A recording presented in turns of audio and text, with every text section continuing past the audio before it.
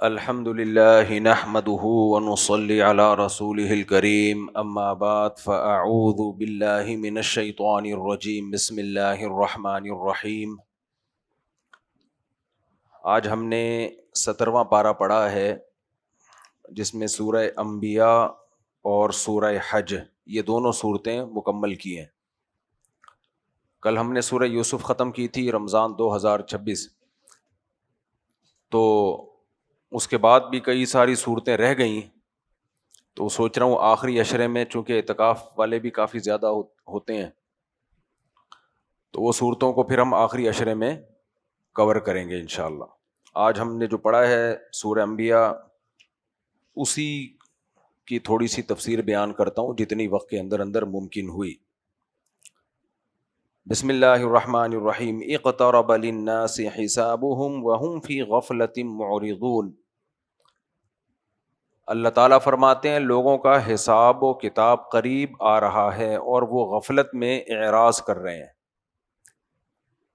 حساب و کتاب جو اصل میں ہوگا وہ تو قیامت کے دن ہوگا، آخرت میں، لیکن جو چھوٹا حساب ہے وہ مرنے کے بعد ہی شروع ہو جاتا ہے، قبر میں جو ایک ایک نیکی کو تولا جائے گا اور کاؤنٹ کیا جائے گا وہ ہوگا آخرت میں۔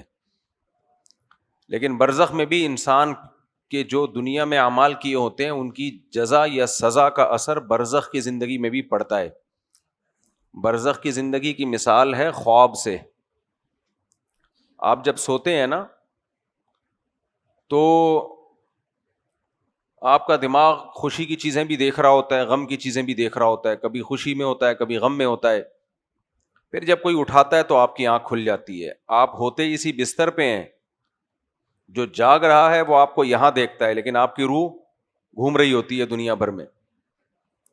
تو برزخ کو بھی اللہ تعالیٰ نے موت سے تشبیہ دی ہے، موت کی یعنی برزخ کو، نیند کو اللہ نے موت سے تشبیہ دی ہے۔ اللہ یتوفی الانفس حین موتها والتی لم تمت فی منامها، فرمایا تمہاری روح اللہ تعالیٰ قبض کر لیتا ہے نیند میں بھی اور موت میں بھی۔ تو نیند میں بھی روح قبض ہو جاتی ہے ہماری،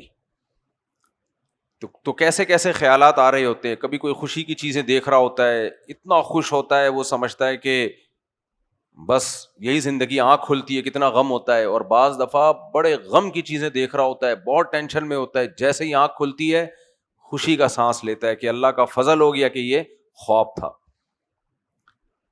تو جیسے خواب میں لیٹا ہوا سویا ہوا آدمی کہاں کہاں ہے، کیا کچھ فیل کر رہا ہے، ساتھ بیٹھے ہوئے آدمی کو پتہ نہیں ہوتا۔ اسی طرح ہم جب مر جاتے ہیں تو قرآن و سنت سے ہمیں یہ بات پتہ چلتی ہے۔ لوگ کہتے ہیں اس پہ کوئی دلیل نہیں ہے، دلیل خبر کو بھی کہتے ہیں۔ خبر، کسی مستند قابل اعتماد کی خبر بھی پوری دنیا میں دلیل سمجھی جاتی ہے۔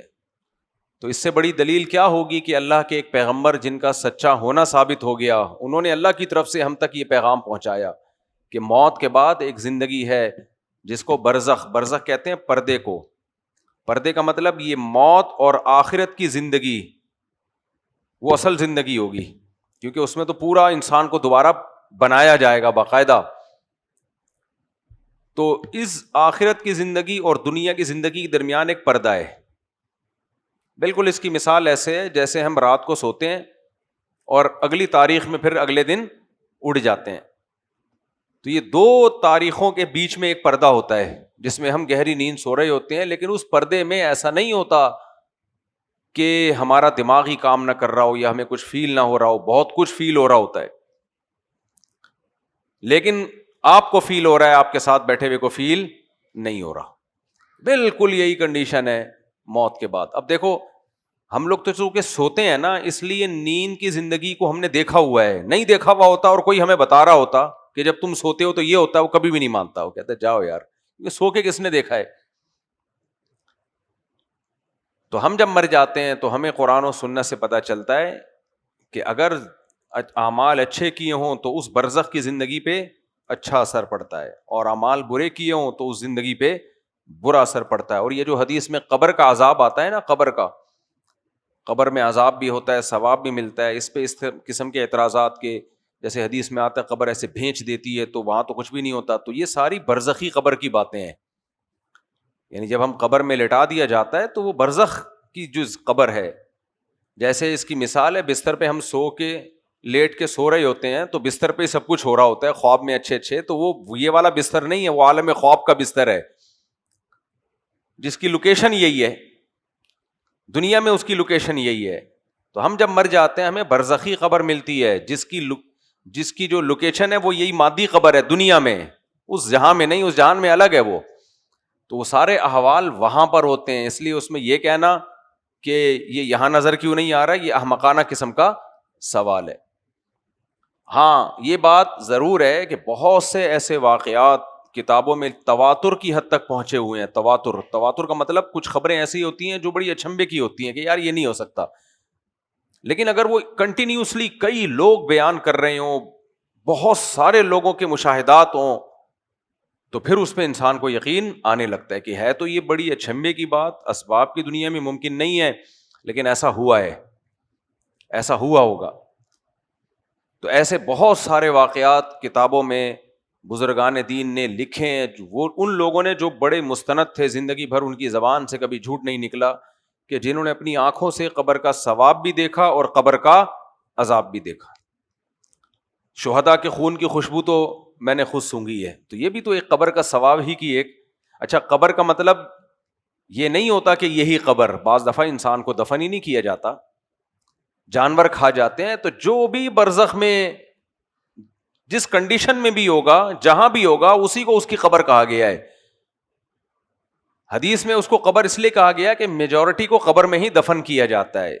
قرآن و سنت کا مزاج یہ ہے کہ قرآن و سنت انہی الفاظ میں بات کرتا ہے جس کا عرف ہو اور جو لوگوں کے آسانی سے سمجھ میں آ جائے. کیونکہ ایسا ہوتا بہت کم ہے کہ قبر میں دفنایا نہ جائے، جانور کھا جائیں یا جلا دیا جائے. پہلے زمانے میں تو بہت ہی کم تھا ایسا، تو اس لیے اس سے ڈسکس نہیں کیا گیا. ورنہ تمام عقیدے کی کتابوں میں لکھا ہوا ہے کہ جب قرآن و سنت میں بات ہوتی ہے قبر کے عذاب کی، تو اس میں یہ ضروری نہیں کہ قبر ہی ہو. جہاں جہاں ذرات جاتے ہیں انسان کے، چاہے وہ جل جائیں، چاہے اس کو دریاؤں میں بہا دیا جائے، تو اللہ کا عذاب یا ثواب اسی کے ساتھ متعلق ہو سکتا ہے. تو اب دیکھو اس کی مثال ہے فرعون کے بارے میں قرآن میں آتا ہے کہ ہم نے اس کو پانی میں ڈالا اور آگ میں داخل کر دیا اس کو. تو اور ایسی آگ ہے النار یعرضون علیہا غدوا وعشیا، آگ میں داخل نہیں کیا بلکہ آگ پہ اس کو صبح و شام جلایا جاتا ہے. فرعون کو جلایا جاتا ہے صبح بھی اور شام بھی آگ میں. ویوم تقوم الساعہ، اور جس دن قیامت قائم ہوگی، ادخلوا آل فرعون اشد العذاب، کہا جائے گا کہ فرعونیوں کو اس سے بھی زیادہ سخت عذاب میں ڈال دو. یعنی ابھی جو فرعون جس عذاب میں ہے وہ کم ہے، جو میدان حشر کے بعد عذاب ہوگا وہ اس سے بھی زیادہ ہوگا. ابھی کیا عذاب ہے؟ یعرضون علیہا غدوا وعشیا، صبح بھی اور شام کو بھی جلایا جاتا ہے. اور آگے اللہ نے آخرت کو الگ سے ذکر کیا. اس کا مطلب یہ جو ابھی عذاب ہے یہ آخرت والا نہیں ہے، یہ ابھی ہے. حالانکہ فرعون کی جو لاش پڑی ہوئی ہے وہ تو نہ ہمیں آگ میں جلتی بھی نظر آتی ہے، نہ وہ قبر کے اندر ہے، بلکہ قرآن نے تو خود اس کی نفی کی ہے قبر میں ہونے کی. قرآن نے کہا یوم ننجیک ببدنک لتکون لمن خلفک آیا، ہم تیرے جسم کو بچائیں گے ہلاکت سے، تیرا جسم بچا رہے گا تاکہ بعد والوں کے لیے تو عبرت بنا رہے. تو اللہ نے بچا لیا، اس کی باڈی کو نکال لیا پانی سے. اس زمانے میں مصریوں کی عادت تھی کہ وہ لاشوں کو مسالہ وسالہ لگا کے محفوظ کر لیا کرتے تھے. تو یہاں بھی وہی مسئلہ ہے کہ اب دیکھو قبر نہیں ہے، لیکن قرآن اسی کو کیا کہہ رہا ہے؟ قبر کا عذاب ہی سے تعبیر کر رہا ہے. تو اللہ تعالیٰ فرماتے ہیں اقترب للناس حسابهم وهم فی غفلۃ معرضون، لوگوں کا حساب قریب آ رہا ہے اور وہ غفلت میں اللہ کے احکامات سے اعراض کر رہے ہیں. جب سونے کے لیے لیٹا کرو نا، ایک چیز کا اہتمام کیا کرو، تھوڑا سا مردوں کی شکل بنا کے لیٹ جایا کرو تھوڑی دیر کے لیے، جیسے مر گئے ہو یا مرنے کے قریب ہو. یوٹیوب پہ ویڈیوز دیکھ لو، جو ڈانس مانس تو اللہ نہ کرے بہت دیکھ لی ہوں گے بہت سے لوگوں نے، ذرا یہ ویڈیوز بھی دیکھ لینی چاہیے کہ مرتے ہوئے لوگوں کی کنڈیشن کیا ہوتی ہے. کیسے بڑے بڑے لوگ جب جا رہے ہوتے ہیں، کیسی قسمہ پرسی میں عجیب حالت ہوتی ہے انسان کی، سب رشتہ داروں کو دیکھ رہا ہے. والتفت الساق بالساق، پنڈلی سے پنڈلی لپٹ رہی ہوتی ہے اور رشتے دار کہہ رہے ہوتے ہیں من را کوئی بھائی علاج تو ناکام ہو گیا, کوئی جھاڑ پھونک کر کے بچا لے اس کو, کوئی تعویذ گنڈوں سے بچا لے اس کو. تو یہ سب پہ, ہم سب پہ یہ حالت آئے گی, ہم سب ایسے ہی ہوں گے. کوئی ہارٹ اٹیک سے تڑپ رہا ہوتا ہے, کوئی ٹرک کے نیچے آ کے مر رہا ہوتا ہے. یہ جو تھوڑی دیر کے لیے نا سونے سے پہلے تھوڑی دیر کے لیے, اس کو کہتے ہیں مراقبہ. سمجھ میں آ رہی ہے بات؟ یہ ہوتا ہے مراقبہ. تھوڑا سا آپ مراقبہ کر لیں, یار ایک دن آئے گا ایسا. کیا خیال ہے ایسا ہو سکتا ہے کہ نہ آئے؟ یہ پاسبل ہے کہ نہ آئے. تو جب آئے گا تو اس وقت کنڈیشن کیا ہوگی؟ اس وقت یاد آئے گا کہ میں نے فلمیں دیکھی, ڈرامے دیکھے, فحش موویز دیکھی, یہ دیکھا وہ دیکھا, عیاشی کی, یہ کیا, ناحق پیسہ کمایا, ماں باپ کو ستایا. یہ ساری چیزیں تنگ کریں گی کہ نہیں کریں گی کہ کاش نہ کرتا یہ میں؟ اور جو تھوڑی بہت عبادت کی ہوگی, کچھ اچھے کام کیے ہوں گے, کچھ غریبوں کو کھلایا پلایا ہوگا, تو وہ سوچ رہا ہوگا کاش یہ تھوڑا سا زیادہ کر لیتا. یہی کرتا رہتا میں زندگی بھر. یہ لازمی سوچا کریں, انسان جتنے بھی درس سن لے, واعظ و نصیحت سن لے, اثر نہیں ہوتا جب تک موت کو اپنی کھوپڑی کے اندر بٹھا نہیں لیتا. وہ موت کو کھوپڑی میں نہیں بٹھا لیتا. آج میں فجر کے بعد تقریباً 10 بجے لیٹا ہوں نا, تو میں نے یہ تصور کیا, میرا معمول ہے کرتا رہتا ہوں. وہ الگ بات ہے کہ ہم لوگوں نے انسان بننا پھر بھی نہیں ہے. تو میں نے کہا بھائی کب تک یہ سب ختم ہو جائے گا, لیٹا ہوا ہوگا ایک دن, پتہ نہیں کیا کنڈیشن ہو, کیسے قسم کرسی دیکھ رہا ہو. تو یہ لازمی سوچنا چاہیے کہ بھائی جانا ہے, ختم, حسرت سے دیکھیں گے سب کو. تو اللہ نے بھی یہی بیان کیا ہے یہاں پہ, فرمایا تمہارا حساب و کتاب روز بروز, موت کا دن قریب آتا جا رہا ہے, لیکن تم اللہ کی باتوں کو سیریس لینے کے لیے تیار ہی نہیں ہو. فرمایا ما یاتیہم من ذکر من ربہم محدث, جب بھی ان کو کے پاس ان کے رب کی طرف سے کوئی نصیحت کی بات آتی ہے, الا استمعوہ, یہ اسے سنتے ہیں, وہم یلعبون, اور کھیل رہے ہوتے ہیں, یعنی اس کو سیریس نہیں لے رہے ہوتے. لاہیۃ قلوبہم, ان کے دل بھی غافل ہوتے ہیں. اور مشرکین کی تو ایک خاص اللہ نے بات ذکر کی, یہ چیز تو مسلمانوں میں نہیں ہے, لیکن مشرکین ایک اور کام کرتے تھے. وہ کیا؟ وَأَسَرُّ النَّجْوَى الَّذِينَ ظَلَمُوا, یہ ظالم لوگ چھپ چھپ کے سرگوشی کرتے تھے. جب نبی کی نصیحتیں ہوتی نا اور قرآن نازل ہوتا تو یہ کہتے هَلْ هَذَا إِلَّا بَشَرٌ مِثْلُكُمْ, بھائی باتیں ان کی جیسی بھی ہوں لیکن ہیں تو یہ ہمارے جیسے انسان, ہم ان کی کیوں مانیں؟ آج کل نا یہ تانے مولویوں کو دیے جاتے ہیں, وہ یہ کہ بھائی یہ مفتی طارق مسعود ہو گئے یا مولانا طارق جمیل ہو گئے یا مولانا جو بھی ہو گئے, یہ یار یہ مولانا ہی ہے نا, مولانا ہم کیوں مانیں ان کی, یہ کیوں ہمارے باپ ہیں. تو او بھائی یہ مت دیکھو کون بات کر رہا ہے, دیکھنا کیا ہے کہ بات کس کی ہو رہی ہے. ہم تو خود وہ تو باعمل لوگ ہیں, مولانا طارق صاحب وغیرہ جیسے لوگ, ہم تو ویسے ہی بار بار کہتے ہیں بھائی ہم تو نالائق ہیں, ہمارے تو عمل کو دیکھو ہی نہیں, بات کو دیکھو بات کیا ہے. تو میں تو خود اپنے لیے بھی یہ بیان کر رہا ہوتا ہوں کہ بیٹا تو بھی نہ چوڑے میں آ جائے کہیں قیامت کے دن. بڑی باتیں کیا کرتا تھا ممبر پہ بیٹھ کے, تو اصل میں تو آخرت میں پتہ چلے گا, اللہ ہمیں بھی عمل کی توفیق دے. تو اس لیے میرے بھائی یہ سب میں اپنے لیے کر رہا ہوں. ما یاتیہم من ذکر, اللہ کہتے ہیں هل ھذا الا بشر مثلکم, یہ تو تمہاری طرح کے انسان ہے, یعنی محمد صلی اللہ علیہ وسلم. اگر ہم ان کی ماننا شروع کر دیں اس کا مطلب ان کو ہم نے قائد مان لیا, ان کو مینٹور مان لیا, یہ نہیں ہو سکتا. اس عمل کو کیا کہا جاتا ہے؟ تکبر. نبی صلی اللہ علیہ وسلم نے فرمایا تکبر کیا ہے؟ بطر الحق, حق کا انکار کر دینا اپنی بڑائی کی وجہ سے. اس کی مثال ہے جیسے بعض دفعہ بیوی صحیح بات کر رہی ہوتی ہے, اب چونکہ وہ بیوی کر رہی ہے, آپ کو اگر میں نے مان لیا تو میرا مقام کیا ہو جائے گا؟ چھوٹا ہو جائے گا. تو پتہ ہے صحیح کر رہی ہے لیکن نہیں ماننا, کہ ہم یہ کیوں مان لیں کہ یہ بھی صحیح بات کر سکتی ہے. بعض دفعہ آپ کا چھوٹا صحیح بات کر رہا ہوتا ہے لیکن آپ نے بس ضد بنا لی اس کو. تو جہاں بھی حق کو ماننے میں انسلٹ محسوس ہو رہی ہو اور اس بیس پہ حق کو نہ مانا جائے, از کالڈ تکبر. سمجھ رہے ہو؟ تو یہ ان لوگوں میں تھا. افتأتون السحر وانتم تبصرون, پھر کہنے لگے کیا تم جادو کو مانتے ہو حالانکہ تم دیکھ بھی رہے ہو. کیا مطلب؟ نبی صلی اللہ علیہ وسلم جو کلام نازل کر رہے ہیں جس میں اتنی اٹریکشن ہے، یہ تو جادو ہے نا. جادو جب کوئی کر رہا ہوتا ہے تو بھی انسان کی طبیعت ایب نارمل ہونے لگتی ہے، تو یہ بھی تو جادو ہے. یہ جو معجزے دکھا رہے ہیں، وَأَنْتُمْ تُبْصِرُونَ، اور تم بصیرت بھی رکھتے ہو. دیکھو باطل کبھی اس کسی ایک دعوے پہ ٹکتا نہیں ہے.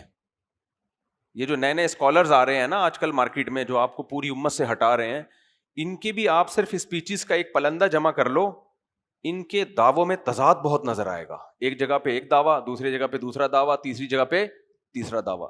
منکرین حدیث جو تھے نا، پرویزی فرقہ جو کہتے ہیں حدیث حجت نہیں ہے، 3 مختلف دعوے کیے انہوں نے اپنی کتابوں میں. ایک جگہ لکھا ہے کہ حدیث حجت نہیں ہے، ایک جگہ لکھا حجت ہے لیکن جن واسطوں سے ہم تک پہنچی وہ واسطے قابل اعتماد نہیں ہے، اس لیے نہیں مانا جائے گا. ایک جگہ لکھا حجت بھی ہے، واسطے بھی قابل اعتماد ہیں، لیکن نبی کے حکام نبی کے دور کے لیے ہیں. ہمارے حضرت مفتی رشید احمد صاحب نے تینوں دعوے جمع کیے، فرمایا یہ ایک تنظیم کے 3 مختلف آدمیوں کے دعوے نہیں ہیں، ایک تنظیم کے ایک ہی آدمی کا دعویٰ ہے جو بانی ہے تنظیم کا. تراویح کے باب میں بھی آپ دیکھ لو، میں یہ موضوع نہیں ابھی چھیڑ رہا لیکن ایک مثال دے رہا ہوں. جو کہتے ہیں نا یہ 20 رکعت تراویح سنت نہیں ہے، پوری امت کو چھوڑ دیا نا انہوں نے، چاروں اماموں کو، صحابہ کو، تابعین کو، وہ بھی کسی ایک دعوے پہ ٹکے ہوئے نہیں ہیں. کبھی کہتے ہیں تہجد ہے، کبھی کہتے ہیں اول وقت میں، کبھی کہتے ہیں آخر وقت میں، کبھی کہتے ہیں ہے ہی نہیں، سرے سے ہے ہی نہیں. یہ سارے ریفرنسز کے ساتھ انشاءاللہ میں مارکیٹ میں لانے والا ہوں یہ ساری چیزیں. تراویح پہ ایک بہت شاندار جاندار انشاءاللہ میری ویڈیو بیان ابھی آنے والا ہے. اور میرا مقصد تراویح نہیں ہے، میرا مقصد ہے امت پہ جو اعتماد ختم کیا جا رہا ہے نا، ان فروئی مسائل کو لا کے پوری امت کو لوگ بے وقوف سمجھنا شروع کر دیں گے. یہ غلط ہے، یہ خطرناک سازش ہو رہی ہے. میں اس کو اسلام کے خلاف سازش سمجھتا ہوں. خیر، تو باطل کبھی ایک دعوے پہ ٹکتا نہیں ہے، تو تضاد ہوتا ہے اس کے دعووں میں. تو اس لیے یہ بھی ایک دعوے پہ ٹک نہیں رہے تھے. کبھی کہتے تھے یہ جادو ہے، کبھی کہتے تھے یہ اصل میں شاعر ہیں، صحیح ہے نا، کبھی کہتے تھے ہماری طرح کے انسان ہیں اس لیے ہم ان کی بات نہیں مانیں گے. تو بھائی ایک فیصلہ کرو، کیا کہنا چاہتے ہو تم؟ قال ربی یعلم القول فی السماء والارض وهو السمیع العلیم بل قالوا اضغاث احلام. پھر کہتے تھے نہیں جادو نہیں ہے، اضغاث احلام ہے. جیسے یوسف علیہ السلام کے دور میں جو بادشاہ کو خواب آیا تھا نا، 7 موٹی گائیں 7 دبلی گایوں کو کھا رہی ہیں، 7 تر و تازہ بالیاں 7 خشک بالیوں کو کھا رہی ہیں. تو صبح جب بادشاہ نے خواب سنایا درباریوں کو، تو درباریوں نے کیا کہا؟ اضغاث احلام، پراگندہ خیالات، مختلف قسم کے پراگندہ خیالات کا مکسچر ہے. تو یہ ایسا کوئی خواب نہیں ہے جس کی ہم تعبیر بتائیں. تو یہاں بھی وہ کہتے تھے اضغاث احلام. یہ جو قرآن ہے، یہ جو نبی کی باتیں ہیں، یہ پراگندہ معاذ اللہ پراگندہ خیالات کا مجموعہ ہے. حالانکہ یہ کہیں سے لگتا ہے پراگندہ خیالات کا مجموعہ. قرآن انہی کی بات کو کتنے خوبصورت انداز میں بیان کر رہا ہے، انہی کی بات کو. کیسے زبردست آیت، هل هذا الا بشر مثلكم افتأتون السحر وانتم تبصرون قال ربي يعلم القول في السماء والارض وهو السميع العليم بل قالوا اضغاث احلام بل افتراه. کہنے لگے یہ خیالات کا مختلف خیالات، بکھرے ہوئے خیالات ہیں. پھر خود غور کرتے تھے نہیں یار یہ ایسے خیالات اتنے منظم نہیں ہو سکتے، اتنی ترتیب نہیں ہو سکتی.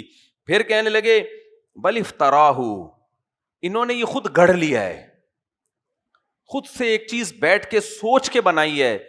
اتنا اچھا کلام سوچ کے بنا کیسے سکتے ہیں؟ کہتے ہیں بل ہوا شاعر، یہ کیا ہے؟ شاعر ہے. حالانکہ شاعروں کے کلام میں وزن ملتا ہے شعر کا، قرآن شاعری نہیں ہے. کہیں دنیا کی کسی کتاب میں نہیں لکھا کہ یہ شعر و شاعری کی کتاب ہے، نہ کوئی مانتا ہے. بل ہوا شاعر فلیاتنا بآیۃ کما ارسل الاولون.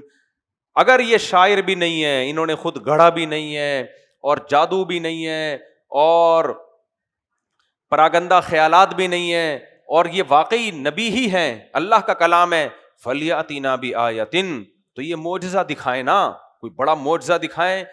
کما ارسل الاولون، جیسے پہلے پیغمبروں کی طرف معجزے آیا کرتے تھے. موسیٰ کلیم اللہ کا ہم نے سنا ہے، لاٹھی کو ڈالتے زمین میں کیا بن جاتی؟ سانپ. اور یہ سب واقعات تو یہود و نصارہ بیان کی، یعنی چلتے آ رہے تھے، سنتے آ رہے تھے. فلیاتنا بآیۃ کما ارسل الاولون فرمایا ما آمنت قبلہم من قریۃ اہلکناها افہم یؤمنون. اللہ نے فرمایا کہ نبی صلی اللہ علیہ وسلم نا ان کی باتوں سے تنگ ہوتے تھے. معجزے بھی اللہ نے دکھائے, لیکن اللہ نے بتایا کہ ان کا مسئلہ معجزہ نہیں ہے. میں معجزہ دکھاؤں گا تو یہ کہہ دیں گے کیا ہے, جادو ہے. تو وہ چاند کے 2 ٹکڑے کیے نا اللہ تعالیٰ نے ان کے سامنے, تو اللہ نے فرمایا کہ یہ پچھلی امتوں کی باتیں ہیں, ہر پیغمبر کے ساتھ ایسا ہوا ہے. وما ارسلنا قبلک الا رجالا نوحی الیہم. اللہ نے عقلی دلائل دیے, کہا کہ یہ جو کہہ رہے ہیں آپ ہماری طرح کے انسان ہیں, تو جتنے بھی پیغمبر پہلے گزرے سارے مرد گزرے ہیں, اور مرد کیا ہوتا ہے, انسان ہوتا ہے. کتنی بڑی فضیلت کی بات ہے ہم لوگ کے لیے, ورنہ عورتیں کہاں سمجھتی ہیں ہم لوگ کو انسان. اللہ نے ہمیں مہر لگا دی کہ ہم بھی کیا ہیں, ہم بھی آخر انسان. فرمایا وما ارسلنا قبلک الا رجالا نوحی الیہم, ہم نے مردوں کو ہی پیغمبر بنا کے بھیجا ہے. فاسألوا اہل الذکر ان کنتم لا تعلمون. اے مشرکو جاؤ اہل علم سے پوچھو, یہودیوں سے پوچھو, مسیحیوں سے پوچھو, وہ تمہیں بتائیں گے جتنے پیغمبر پہلے آئے سارے کے سارے انسان تھے. وما جعلناہم جسدا لا یاکلون الطعام, اور کسی پیغمبر کا ہم نے ایسے جسم نہیں بنایا کہ اسے کھانے کی ضرورت ہی نہ ہو. یہ جو کہتے ہیں نا ہماری طرح کے انسان ہیں کھاتے پیتے ہیں, سارے پیغمبر ہمیشہ سے کھایا بھی ہے پیا بھی ہے, مکمل انسان تھے وہ. وما کانوا خالدین, اور کوئی پیغمبر ہمیشہ رہنے کے لیے نہیں آئے, سب پہ موت بھی واقع ہوگی. جو بشریت کے لوازمات ہیں وہ تمام کے تمام پیغمبروں کے ساتھ ہیں. آگے اللہ نے پھر ان کو دھمکیاں دی ہیں کہ انسان کے بچے بن جاؤ, ورنہ پچھلی امتوں کی طرح جیسے ان پر عذاب آیا تم پر بھی ایسا ہی عذاب آئے گا.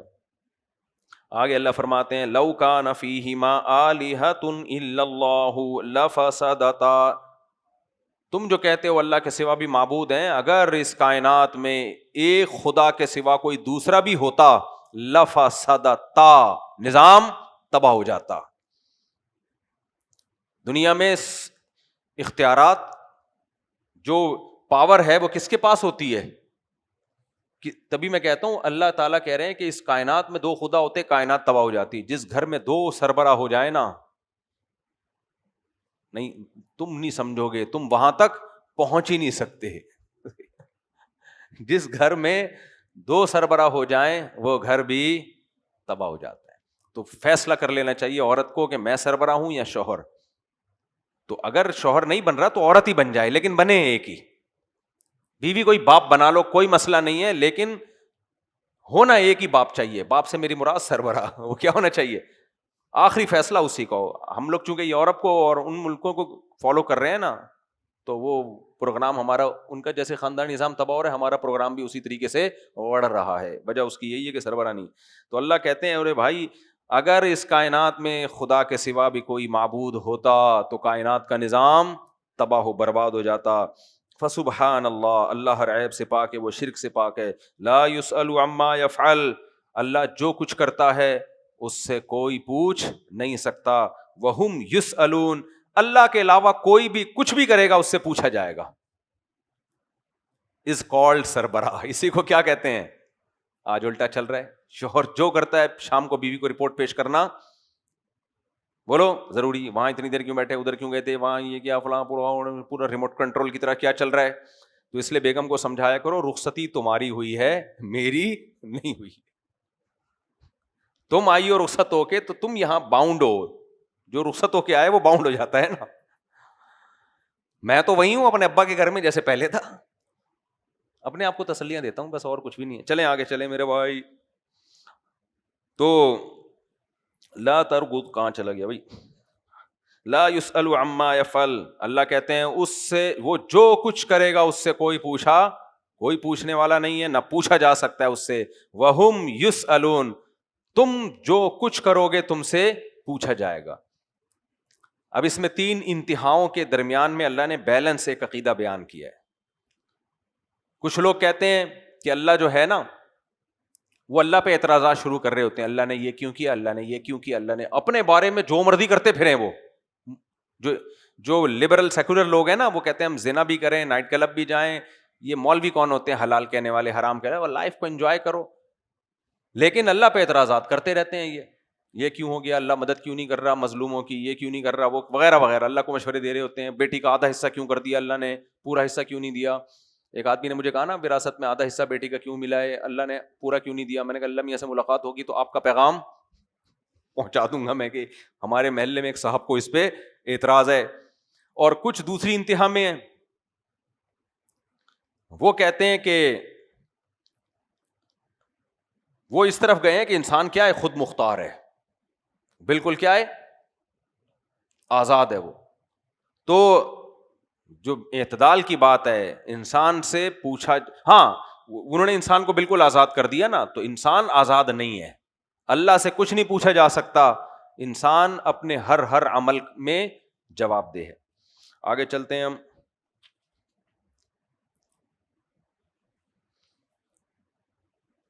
وما ارسلنا من قبلک من رسول الا نوحی الیہ انہ لا الہ الا انا فاعبدون. آگے ابراہیم علیہ السلام کا دلچسپ واقعہ ہے.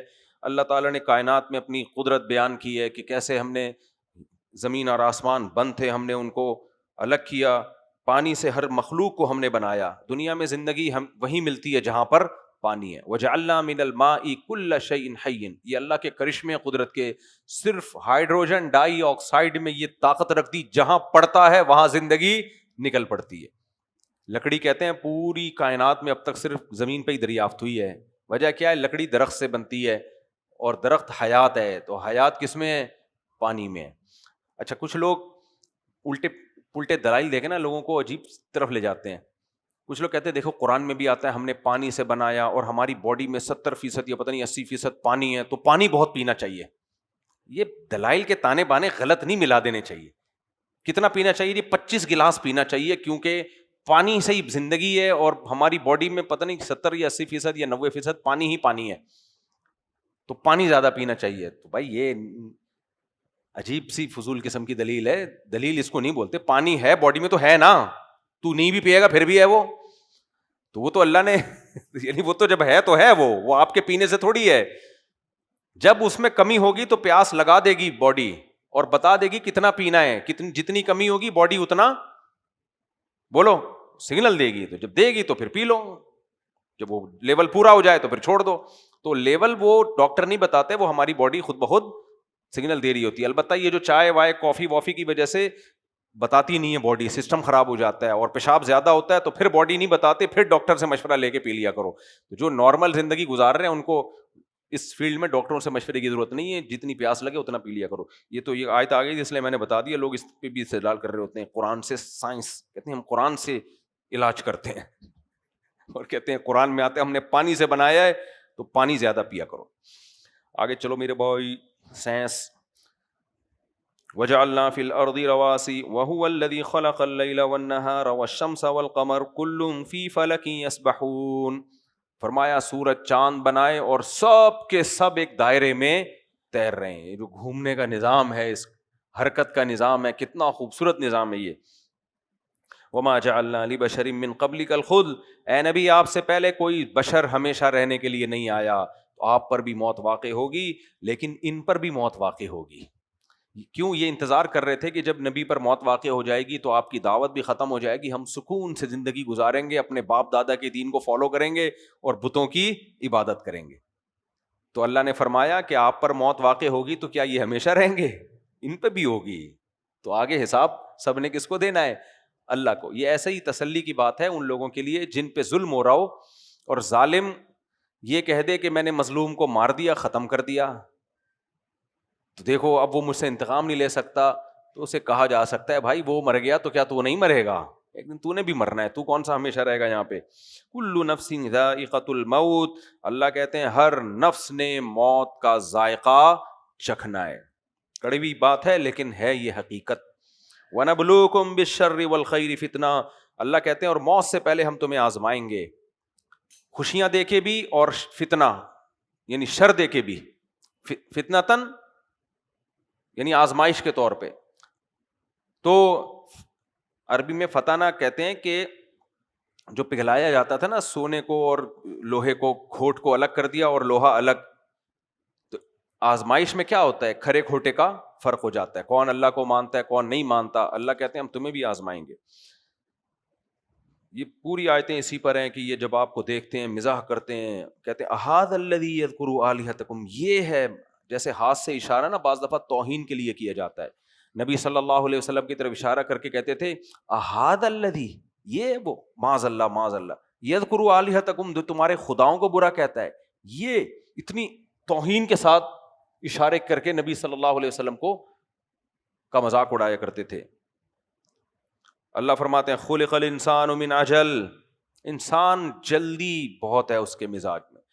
جب وہ مذاق اڑاتے تھے نا، یہ کہتے ہیں، اور کہتے ہیں اگر ہم نے شرک نہیں چھوڑا تو عذاب آئے گا، کہنے لے آؤ نا عذاب، پھر لے آؤ عذاب، یہ کہا کرتے تھے۔ تو اللہ نے فرمایا خلق الانسان من عجل، انسان کی طبیعت میں جلد بازی ہے، جلدی مت مچاؤ عذاب میں، جلدی مت، آ جائے گا آ جائے گا، تم بہت جلدی کر رہے ہو، ٹائم ہے اس پہ آئے گا۔ وہ بدر میں آیا نا جو 70 کے 70 مرے ہوئے تھے، تو نبی نے فرمایا ان کی لاشوں کو دیکھ کے کہ کیا اللہ نے جو تم سے وعدہ کیا تھا سچا نہیں پایا؟ میں نے اس دن شاید یہ حدیث کی تفسیر کر رہا تھا، رہ گئی تھی شاید، یہ ہو گئی تھی، تو حضرت عائشہ نے فرمایا کہ وہ سنتے نہیں ہیں بلکہ علم سے کنایا ہے، اور حضرت عمر کی رائے یہ تھی کہ سن رہے ہیں۔ خیر، تو احاذ الذی یذکر آلہتکم ویقولون متی ھذا الوعد ان کنتم صادقین، کہتے ہیں کہ کب آئے گا وعدہ بھائی، وہ کب عذاب کا وعدہ پورا ہوگا؟ لو یعلم الذین کفروا حین لا یکفون عن وجوہہم النار، اللہ کہتے ہیں یہ وہ اس دن کو دیکھ لیں اپنی آنکھوں سے جس دن یہ آگ اپنے چہرے سے دور کر رہے ہوں گے، ولا عن ظہورہم، یعنی دور کرنے کی کوشش کر رہے ہوں گے اپنی پشت سے بھی اپنے چہروں سے بھی، ولا ہم ینصرون، لیکن مدد نہیں کی جائے گی ان کی۔ ولقد استہزئ برسول من قبلک، اور اے نبی جو آپ کا مذاق اڑا رہے ہیں یہ ایسے اشارہ کر کے، ہاذا، یہ ہے معاذ اللہ وہ شخص جو تمہارے بتوں کے بارے میں کہتا ہے کہ یہ کچھ نہیں کر سکتے، یہ شخص ہے، وہ کوئی سردار ہوتا، کوئی دولت ہوتی تو ہم مان لیتے، یہ جو معاذ اللہ یتیم اور مسکین یہ کہتے ہیں یہ سب باتیں، اس طرح مذاق اڑاتے تھے۔ اور شاعر اور جادوگر، تو اللہ نے فرمایا وَلَقَدِ اسْتُهْزِئَ بِرُسُلٍ مِّن قَبْلِكَ، اے پیغمبر یہ مذاق اڑانا پیغمبروں کا اور اہل حق کا یہ پہلی مرتبہ نہیں ہوا، یا آپ سے پہلے بھی بہت پیغمبروں کا مذاق اڑایا گیا ہے، لیکن جنہوں نے مذاق اڑایا ان کا انجام اچھا نہیں ہوا، تو انجام ان کا بھی اچھا نہیں ہے۔ اللہ فرماتے ہیں قُلْ مَن يَكْلَؤُكُم بِاللَّيْلِ وَالنَّهَارِ مِنَ الرَّحْمَٰنِ، کون ہے جو رحمان سے تمہیں بچاتا ہے؟ بل ہم عن ذکر، میں ابھی وہ ابراہیم علیہ السلام کا وہ سنا دیتا ہوں کیونکہ وقت بہت کم ہے۔ وَلَقَدْ آتَيْنَا، یہ پوری صورت اس قابل ہے کہ اس کا پورے کا ترجمہ ہو، بہت اہم آیات ہیں نصیحت کی۔ وَلَقَدْ آتَيْنَا إِبْرَاهِيمَ رُشْدَهُ مِن قَبْلُ وَكُنَّا بِهِ عَالِمِينَ، عرب کی عادت تھی وہ ابراہیم علیہ السلام کو مانتے تھے، کیونکہ اس ابراہیم علیہ السلام کی اولاد میں تھے نا یہ جو مکہ میں جا کے آباد ہوئے، تو حضرت اسماعیل کو، ابراہیم علیہ السلام کو یہ اپنا جد امجد مانتے تھے۔ تو قرآن نے ان کو بتایا کہ ابراہیم علیہ السلام تو بت شکن تھے، تم اپنے باپ دادا کے دین کو فالو کرتے ہو، تو باپ دادا جو اوریجنل تھے تمہارے وہ تو ابراہیم علیہ السلام تھے۔ دیکھو انسان کی فطرت ہے، وہ نیچر ہے، وہ اپنے ماں باپ کے مذہب کی طرف مائل ہوتا ہے۔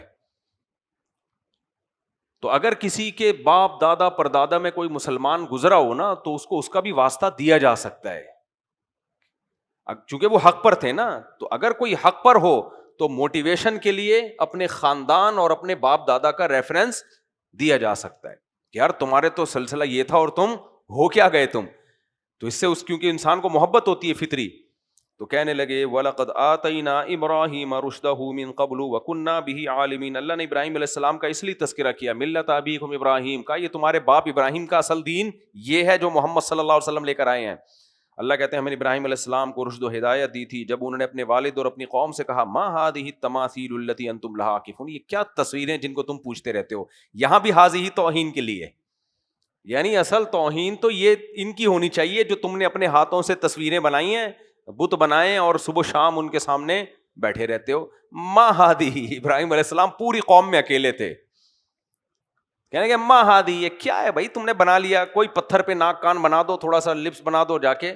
ابھی بھی آپ دیکھ لو جن ملکوں میں شرک ہے نا، پڑھے لکھے ڈاکٹر یہ کر رہے ہوتے ہیں، سائنٹسٹ یہ کر رہے ہوتے ہیں۔ ابھی وہ دیکھو نا جہاز پہ وہ لگا دی نا ناریل، جہاز پہ ناریل کا چڑھاوا دے کے بھیج دیے، کیا ہے یہ؟ ناریل کا جہاز سے اور جنگ سے کیا تعلق ہے؟ بغیر دلیل کے باطل کو فالو کرنا. وہ ناریل بھی گیا میرا خیال ہے, واللہ عالم. بہرحال جو بھی تھا, مقصد کسی کے مذہب کا مذاق اڑانا نہیں ہے, لیکن قرآن تو بہرحال یہ بات کر رہا ہے نا کہ عقل استعمال کرو. کچھ بھی کاغذ بنا دو, تصویر بنا کے چپکا دو, پڑھے لکھے لوگ سائنٹسٹ وہ آئیں گے, جھکنا شروع ہو جائیں گے. جن ملکوں میں شرک ہے نا, ہمارے یہاں تو ہے نہیں, لیکن جن ملکوں میں آپ جا کے دیکھو, ہمارے یہاں الگ ٹائپ کا شرک ہے. قبر بناؤ, گدھا دفن کرو اس کے اندر, اس کے اندر گدھا دفن کرو, قبر بناؤ, ایک ہرے کلر کا جھنڈا لگا دو اور بیٹھ جاؤ, یوں یوں یوں کرو, پھر دیکھو طواف بھی شروع ہو جائے گا, سب کچھ ہو جائے گا. 2-4 قوال کو بلا لو, بولو آ جا بھائی, آدھے آدھے کر لیں گے. آگے میرے بوئی, قالوا وجدنا ما هذه التماثيل التي انتم لها عاكفون, کیا تصویریں جن کے آگے تم صبح شام بیٹھے رہتے ہو, کیا ہے یہ؟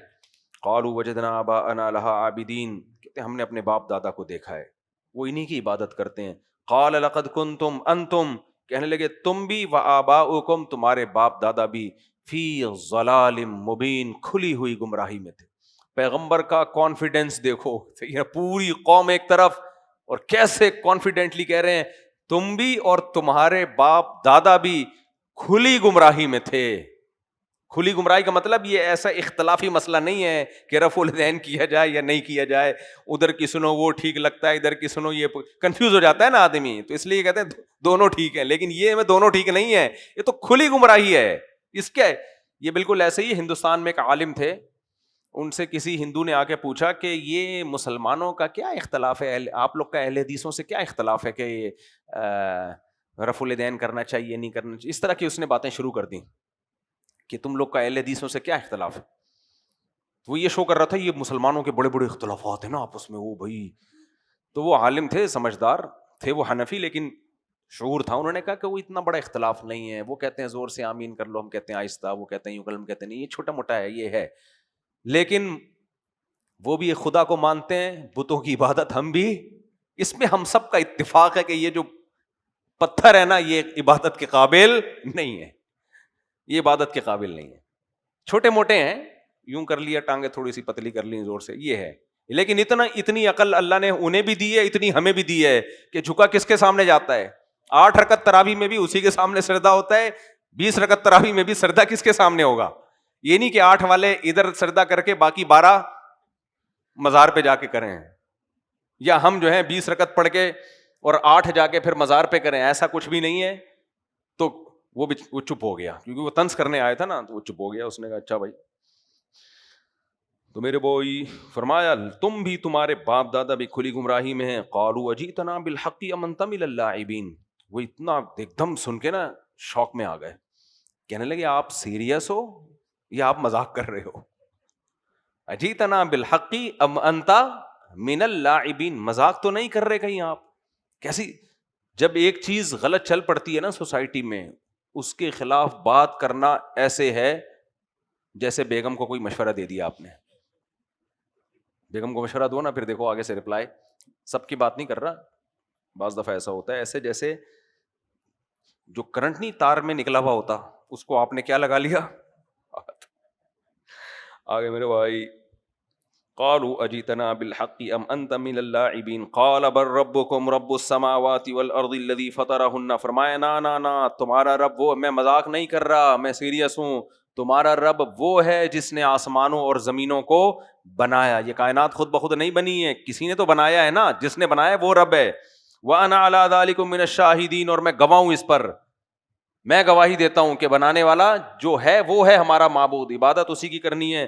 وَتَاللَّهِ لَأَكِيدَنَّ أَصْنَامَكُمْ, یہ جملہ انہوں نے دل میں بولا, کہنے لگے اللہ کی قسم میں تمہارے بتوں کی گت بناؤں گا. بعد ان تولوا مدبرین, تم کسی دن یہاں سے جاؤ تو صحیح, یہ دل میں سوچ بولا انہوں نے. پھر یہ مجھے اور آپ کو اس کی اجازت نہیں ہے, سمجھ میں آ رہی ہے بات, ہمیں اجازت نہیں ہے. پیغمبر پر وحی آتی ہے, وہ اللہ کے حکم سے کرتے ہیں جو بھی کرتے ہیں, ہمیں اجازت نہیں ہے, ہمیں شریعت نے جو حکم دیا ہے ہم نے اسی کو فالو کرنا ہے. فجعلہم جذاذا الا کبیرا لہم لعلہم الیہ یرجعون, جا کے نا جب وہ لوگ کہیں میلے ٹھیلے میں گئے ہوئے تھے, ان کا کوئی پروگرام تھا, تو ابراہیم علیہ السلام نے بہانہ بنایا کہ میری طبیعت خراب ہے. وہ انہوں نے کہا نا کہ آپ بھی چلو ہمارے ساتھ. تو حضرت ابراہیم علیہ السلام نے ستاروں میں دیکھا اور کہا انی سقیم, میں بیمار ہوں, تو تاکہ بس ان کو وہم ہو جائے. تو یہاں بیماری کا مطلب کیا تھا, تمہاری حرکتیں دیکھ دیکھ کے میری طبیعت ٹھیک نہیں ہے. تو یہ جھوٹ نہیں تھا, اس کو توریہ کہتے ہیں, توریہ. اور اس پہ بھی ابراہیم علیہ السلام کو آخرت میں ندامت ہوگی کہ یہ بھی میں نے ایک ایسا مبہم لفظ کیوں بولا. قالوا من فعل هذا بآلهتنا انه لمن الظالمین. جب وہ آئے نا تو دیکھا یہ تو سارے ٹنڈے منڈے ہوئے ہیں, کسی کا ہاتھ غائب ہے, کسی کی ٹانگ غائب ہے, کسی کا کان, اور جو بڑا والا تھا نا کلہاڑا اس کے گردن میں لٹکا دیا جا کے. جو بیچ میں سب سے مہنگا تھا کلہاڑی کہاں لٹکا دی؟ اس کی گردن میں. اس کو کچھ نہیں کیا, باقی سب کو ٹیڑھا میڑا بنا دیا. قالوا سب, تو لوگ آ کہنے لگے بھی یہ ہمارے خداؤں کے ساتھ یہ کس نے کی ہے حرکت؟ کون ہے جس نے ہمارے خدا کا معاذ اللہ, یہ یعنی معاذ اللہ تو نہیں کہنا چاہیے, یہ بیڑا غرق کیا ہے. قالوا سمعنا فتن, کہنے لگے ہم نے ایک نوجوان کا نام سنا ہے, یقال له ابراہیم, جس کا نام ابراہیم ہے. اکثر وہی تذکرہ کر رہا ہوتا تھا, یہ صحیح نہیں ہے یہ, تو اس سے جا کے پوچھو کہ انہوں نے نہ کیا ہو. قالوا فاتوا به على اعین الناس, لوگوں نے کہا کہ اس کو سب کے سامنے لے کر آؤ تاکہ اعتراف ہو تو سب کے سامنے.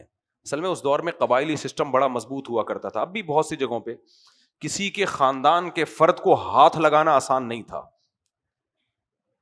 کیونکہ پورا قبیلہ اٹھ کے آتا تھا. پورا قبیلہ کہتا تھا ٹھیک ہے ہمارا مذہب ان کا مذہب الگ ہے لیکن خون ایک ہے. تو یہ جو خونی رشتے ہوتے ہیں نا, پوری دنیا میں ان کی ہمیشہ سے قدر ہوتی رہی ہے. یہ اس کی قدر ختم کی انگریز نے, سیکولر لوگوں نے, ورنہ کافروں میں, مشرکوں میں, یہودیوں میں, عیسائیوں میں, سکھوں میں, ہندوؤں میں, کسی بھی مذہب میں ہو, بلڈ ریلیشن کو سب ہمیشہ کیا رکھا جاتا تھا؟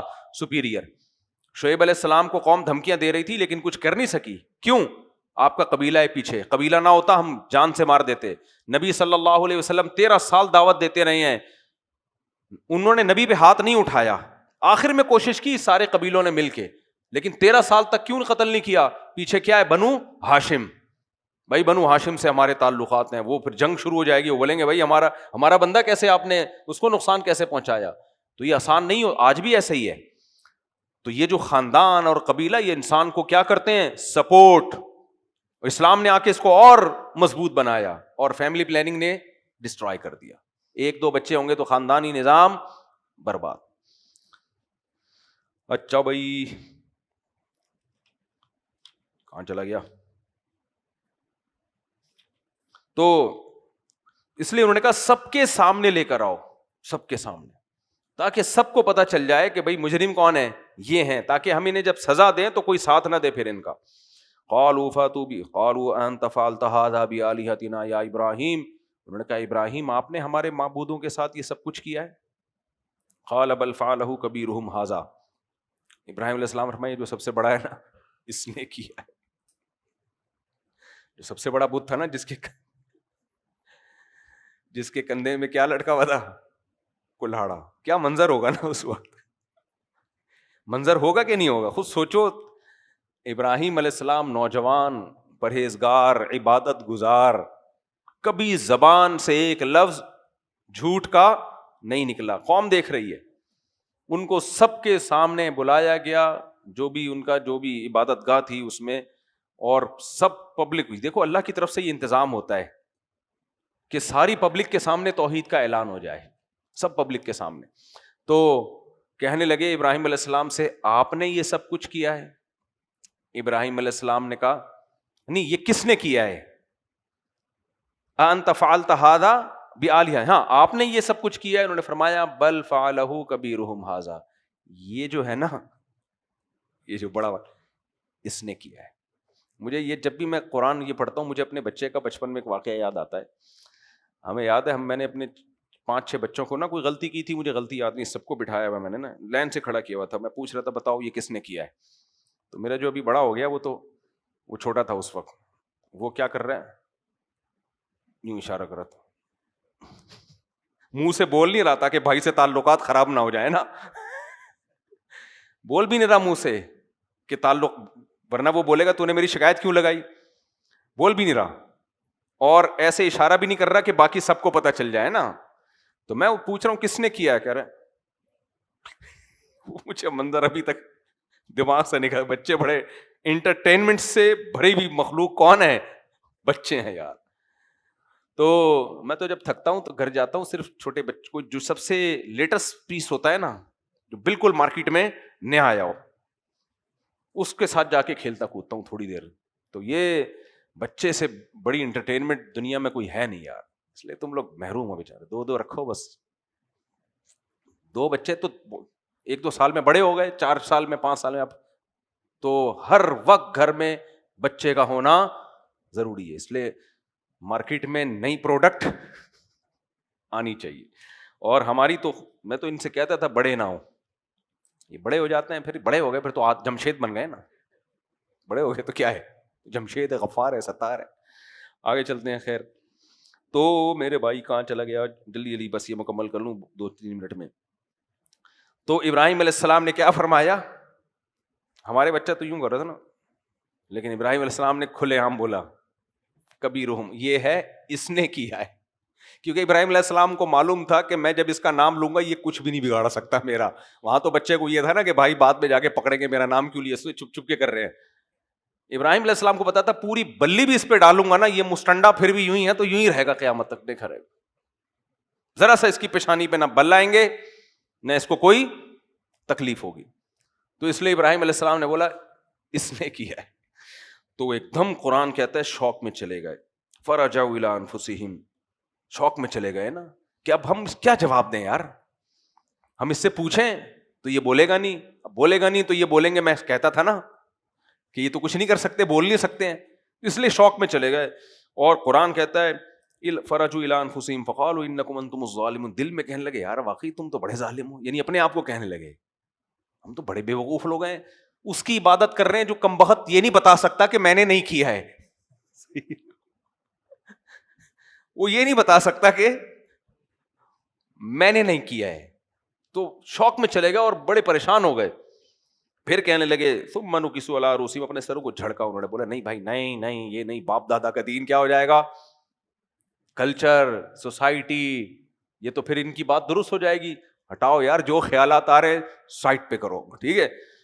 اور کہنے لگے لقد علمت ما هؤلاء ينطقون, ابراہیم آپ کو پتہ ہے کہ یہ بولتے نہیں ہیں. ان کے اندر ایک مینوفیکچرنگ فالٹ کیا ہے, کوئی ایسا بٹن ان میں ہے ہی نہیں کہ دباؤ اور یہ بول پڑیں, یہ بولتے نہیں ہیں.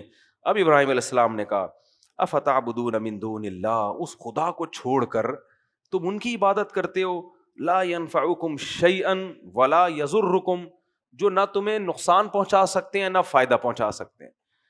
دیکھو کیسا ماحول بنا کے بات کی نا, اس سے پتہ چلتا ہے کہ ماحول کریٹ کر کے جب کوئی میسج دیا جائے تو وہ میسج زیادہ اثر کرتا ہے. کہا کہ ان کی عبادت کرتے ہو, اف لکم, تف ہے تمہارے اوپر.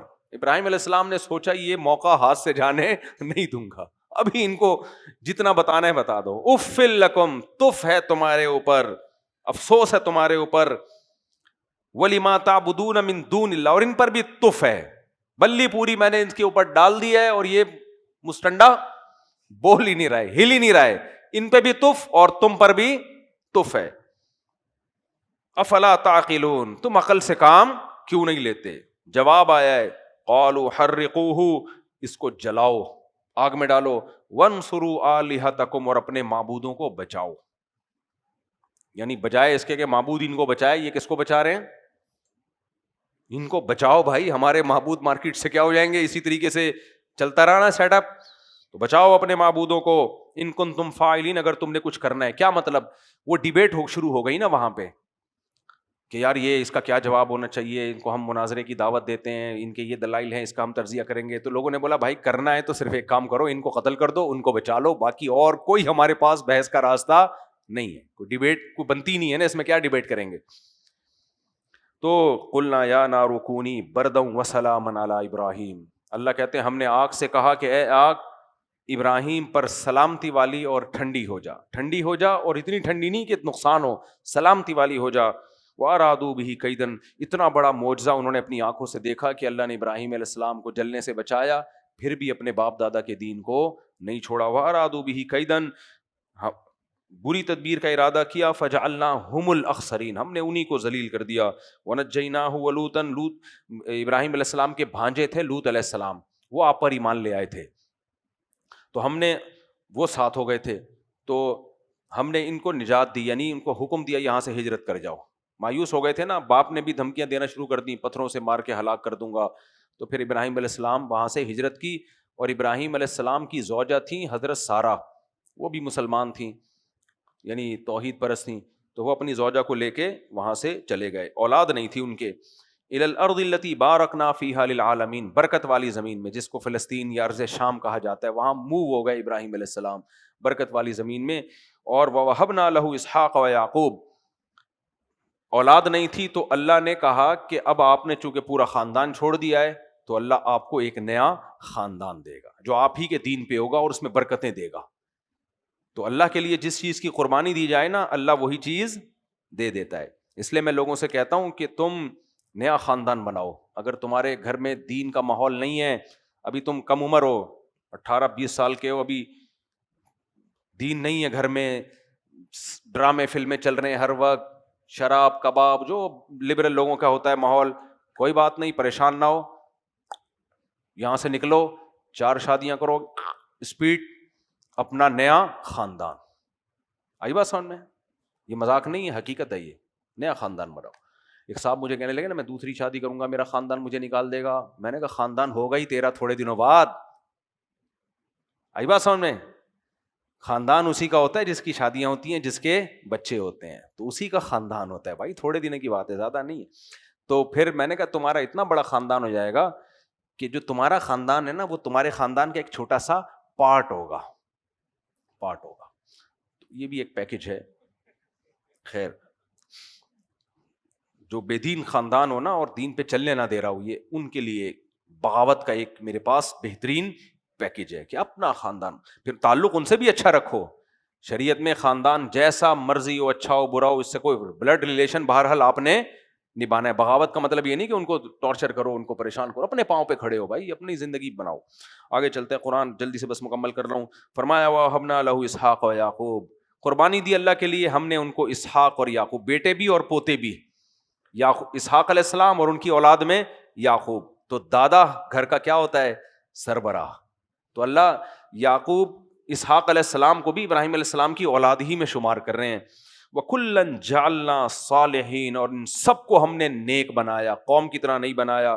وَجَعَلْنَاهُمْ أَئِمَّةً يَهْدُونَ بِأَمْرِنَا, اور ان کی اولادوں میں ہم نے امام بنائے, پیغمبر پیدا کیے جو ہماری ہدایت سے لوگوں کو رہنمائی کرتے تھے. اور وَأَوْحَيْنَا إِلَيْهِمْ فِعْلَ الْخَيْرَاتِ, اور ہم نے ان کو نیکیوں کی وحی کی, یعنی اچھے اچھے کاموں کی جس سے لوگ محروم ہیں, نماز کی, زکوٰۃ کی, اور یہ ہماری عبادت کیا کرتے تھے.